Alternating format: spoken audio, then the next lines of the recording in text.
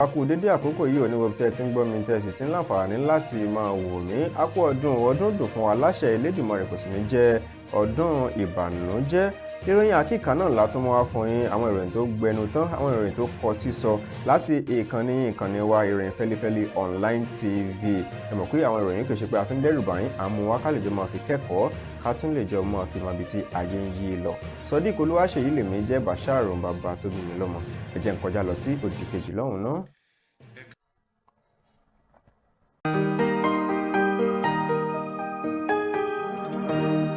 Ìròyìn Fẹ́lifẹ́li TV, àjààbálẹ̀ làwọn ìròyìn ti wà, máa wò lóòrèkóòrè.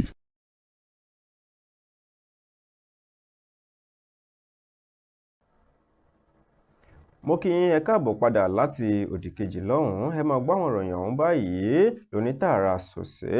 láti ìlú Àbújá. Ṣebí wọ́n ní ìbùkún ni fún onílàjà nítorí pé ọmọ Ọlọ́run la ó máa pè wọ́n. Bẹ́ẹ̀ mọ̀ kọ́ lọ̀rọ̀ rí, ń ṣe lọ̀rọ̀ yí padà tó di pé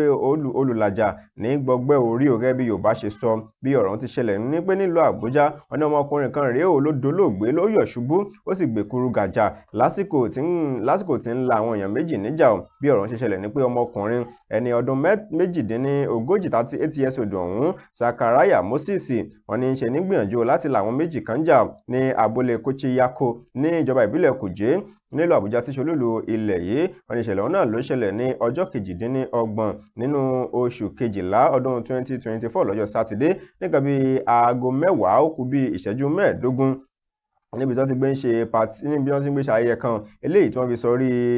ọdún kérésìmesì tí wọ́n sì ń ṣe wẹ̀jẹwẹ̀mu. Wọ́n ní ìgbà bí wọ́n ti ń jó tó lókàlùkù tí wọ́n ṣe yàgníyòdò, wọn náà ló jẹ́ pé ẹnìkan ló bá ẹdẹ kégbàjarè wípé wọ́n ti yọ fóònù lára òun o. Wọ́n ní bẹ́ẹ̀ ló di ọmọkùnrin tí ń bẹ lẹ́gbẹ̀ẹ́ rẹ̀ mú wípé lásìkò tí àwọn ń jó pé òun ló yọ fóònù lára òun o. Ṣùgbọ́n nígbà tí wọ́n fi gbé ta ìyún náà tẹ́wọ́ wípé òun ò yọ fóònù lára rẹ̀ o. Ìyún náà ṣáà ní àníwọ̀ ló yọ fóònù mi sẹ́ẹ̀. Ọ̀rọ̀ ń bá di fàákájà níbi tí wọ́n ti gbé ń tira wọn tó di pé ọ̀rọ̀ ti ń dìjà ní ọmọkùnrin yìí ló bá wá là wọ́n ń jà o. Ẹnìkan tọ́rọ̀ ń ṣojú rẹ̀ dáńlá mi ń sọ dímọ̀ wípé ń ṣe lọ́mọkùnrin òun bí tí ń gbé ńlá wọ́n ń jà náà ló tá sí agẹrẹ tó sì yọ̀ ṣubú tó jẹ́ pé ẹlẹ́mìí gbà á lẹ́nu rẹ̀. Wọ́n ní wọ́n gbìyànjú wọ́n gbé dé ilé ìwòsàn eléyìí tí ń bẹ ní Kuje. Wọ́n ní ṣùgbọ́n dókítà ó fìdí ẹ̀ múlẹ̀ wípé ọkùnrin ọ̀hún náà ló jẹ́ pé ẹni tó ní àìsàn asthma ni o, pé asthmatic patient ni òun náà ló fà á o tó sì fi gbèkúrú jẹ lọ́wọ́ ẹ̀bùrọ̀. Àwọn náà tó agbókù rẹ̀ lọ sí ilé ìgbókùpamọ́sí tí ń bẹ ní ìlú Àbújá báyìí.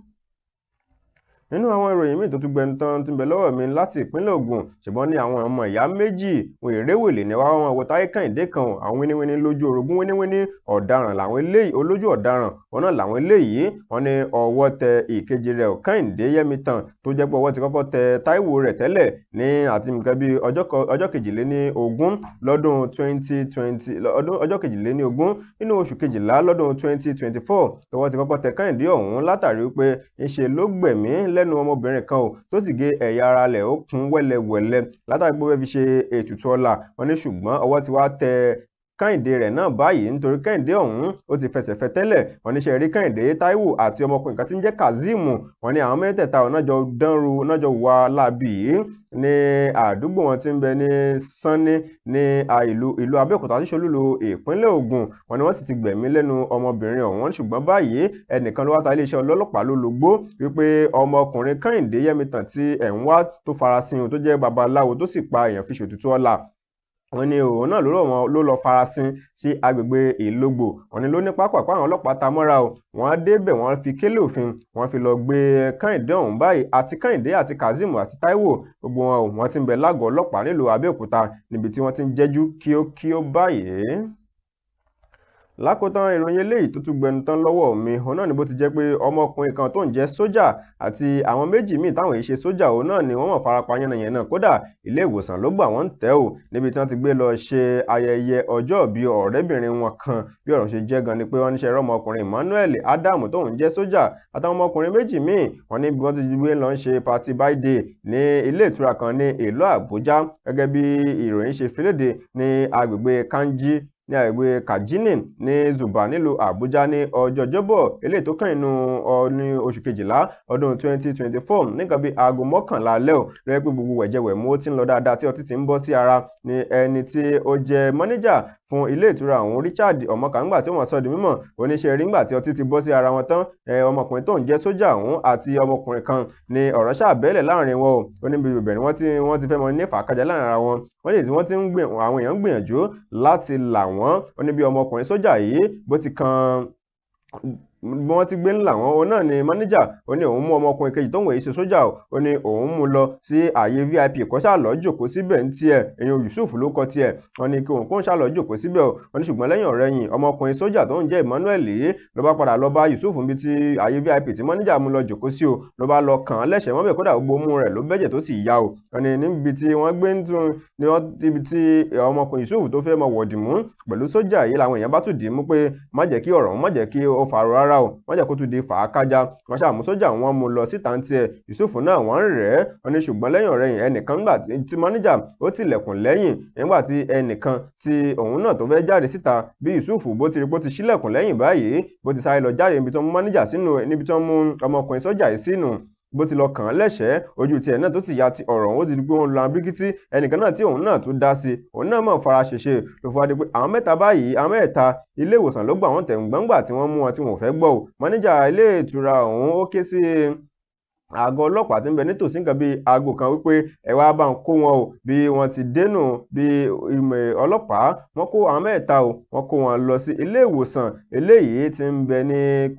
Kùbà ní ìlú Àbújá wọ́n ní lẹ́yìn tí ara wọn bá ti gbádùn tán ó ṣeé ṣe kó jẹ́ pé wọ́n ó tún fi ojú winá òfin kódà yìí tó jẹ́ DPO àgọ́ ọlọ́pàá ọ̀hún CSP Mukhtar Goni Adam ó fi ìdí ìṣẹ̀lẹ̀ náà múlẹ̀ ó ní lóòótọ́ àwọn làwọn kó àwọn tí wọ́n fara ṣèṣe níbi ìjà náà níbi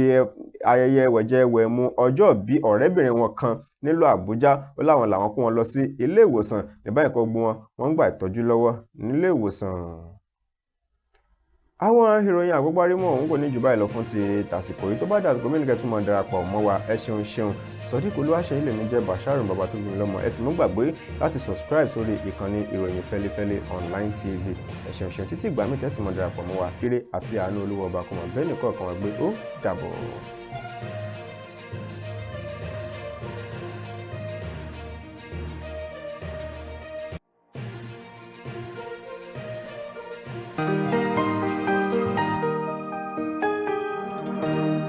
ìròyìn fẹ́lifẹ́li TV àjààbálẹ̀ làwọn ìròyìn ti wà máa wò lóòrèkóòrè.